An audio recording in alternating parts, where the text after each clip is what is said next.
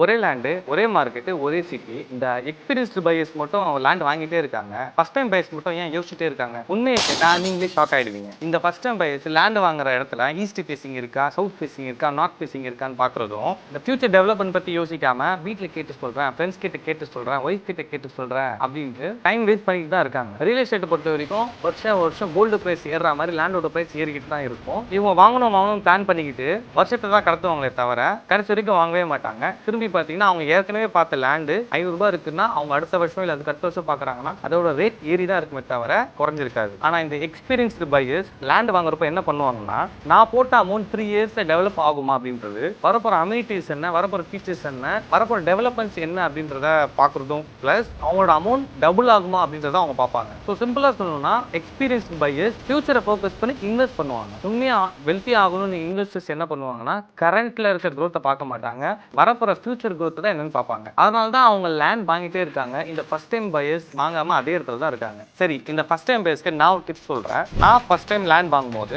என்னெல்லாம் மிஸ்டேக் பண்ணேன், என்னெல்லாம் பார்த்து லேண்ட்ல இன்வெஸ்ட் பண்ணேன், அது மூலியமா எனக்கு என்ன ப்ராஃபிட் கிடைச்சது அப்படின்றத இந்த ஒரு சிங்கிள் பிடிஎஃப்ல நான் கொடுத்துருக்கேன். இந்த பிடிஎஃப் உங்களுக்கு வேணும்னா இன்வெஸ்ட்மெண்ட்டுக்கு கீழே கமெண்ட் பண்ணுங்க, நான் உங்களுக்கு ஷேர் பண்றேன்.